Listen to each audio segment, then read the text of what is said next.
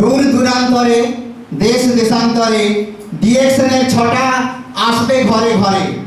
দূর দূরান্তরে দেশ দেশান্তরে ডিএকশনের ছটা আসবে ঘরে ঘরে।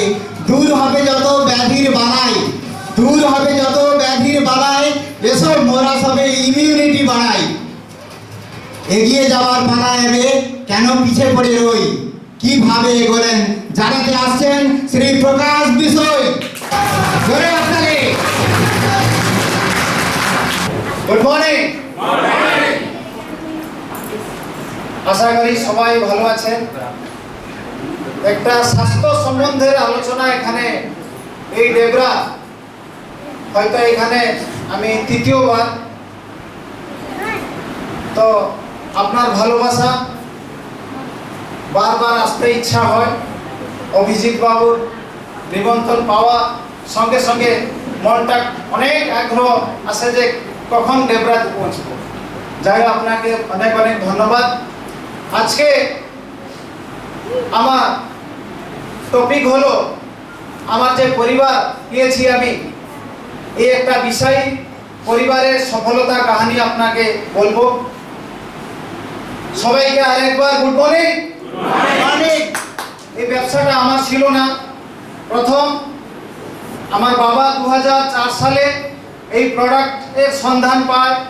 ওর স্বাস্থ্যগত সমস্যা ছিল, ডায়াবেটিক, স্পন্ডালাইটিস, অনেক কিছু সমস্যা ছিল। সেই জন্য 2004 সালে এই জ্ঞানডর্মা কনজিউম করে।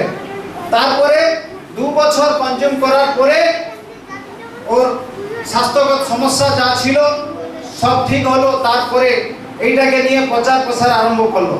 তখন একটা বিজনেসও তৈরি হলো, সেটা হচ্ছে ডিএকশন বিজনেস। যাই হোক, আমি প্রকাশচন্দ্র বিষয় ফ্রম ওড়িশা।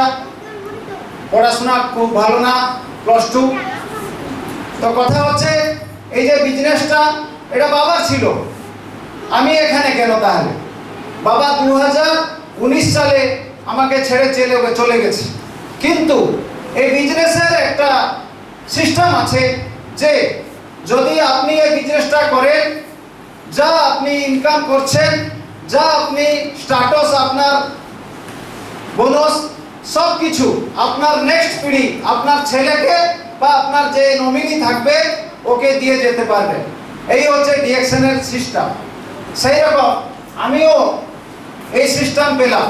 কিন্তু 2004 সালে আমি কিন্তু একটা সাধারণ যুবক ছিলাম।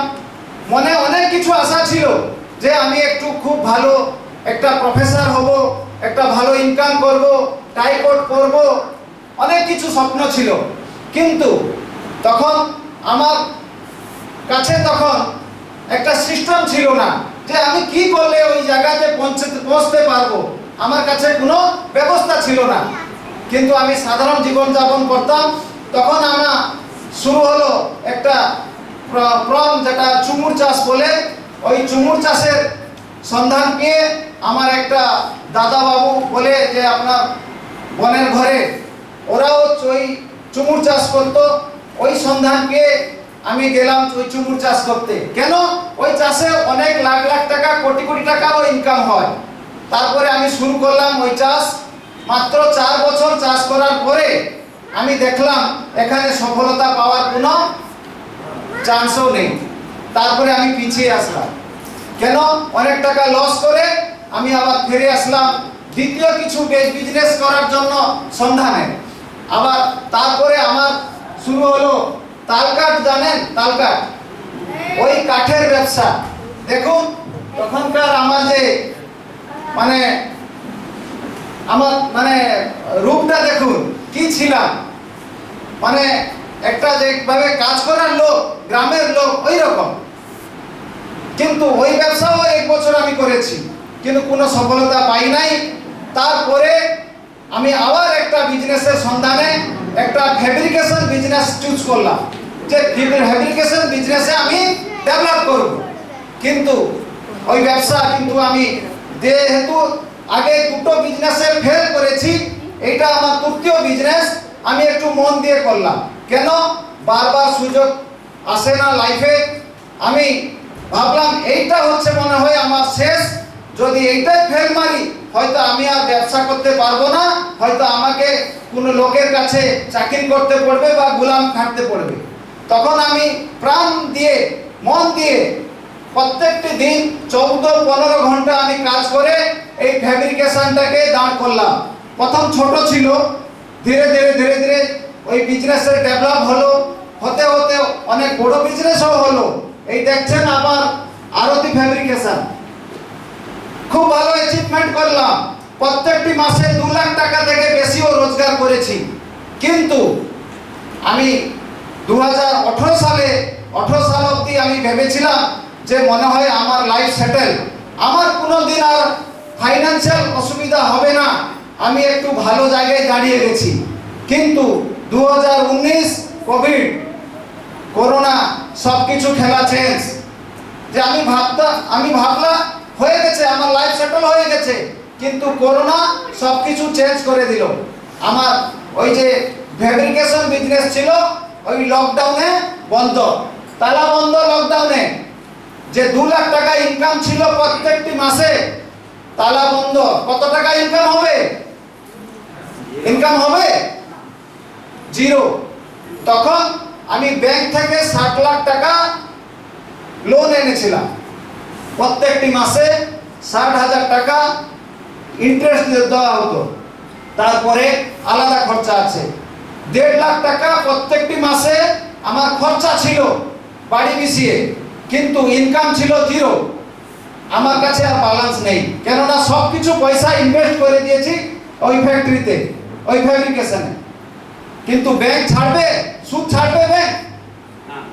শুধু 6 মাস রিল্যাক্স দিয়েছিল, যে 6 মাসের পরে আবার সব কিছু পয়সা দেখা করতে হবে, পয়সা দিতে হবে। কিন্তু তখন আমার বাড়ি কি করে চলবে? পয়সা তো ইনকাম নেই।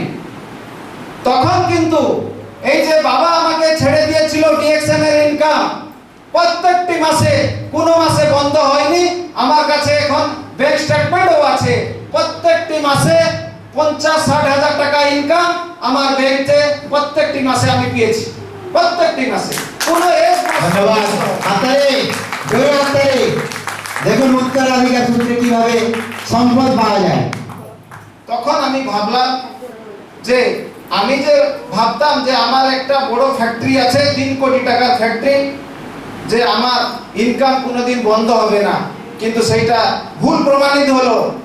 আমরা অনেক ওই রকম বিজনেস করতে থাকি, আমি ভাবি যে আমার লাইফ সেটেল, কিন্তু ওইটা যদি কাজ হচ্ছে পয়সা পাচ্ছি, কাজ যদি বন্ধ, পয়সা বন্ধ, তাহলে কোনোদিন আপনার পরিবার সিকিউরিটি নেই, ফ্যামিলি সিকিউরিটি কোনোদিন পাবেন না। কিন্তু এইরকম প্যাসিভ ইনকাম, যেটা বাবা আমাকে ছেড়ে দিয়ে গেল, ওই যে প্যাসিভ ইনকাম আমি পেলাম প্রত্যেকটি মাসে। আমি ডিএক্সএন করিনি, ডিএক্সএন সিস্টেম বিজনেসটাকে আমি তৈরি করিনি, বাবা তৈরি করেছিল, কিন্তু আমি পয়সা পাচ্ছি। 2019 থেকে 2021 অবধি আমি পয়সা পেয়ে যাচ্ছি। তারপরে আমি আমার যে সোচ ছিল, আমার চিন্তা ছিল, ওইটাকে আমার চেঞ্জ হলো, যে না আমি পার্মানেন্ট বিজনেস করব।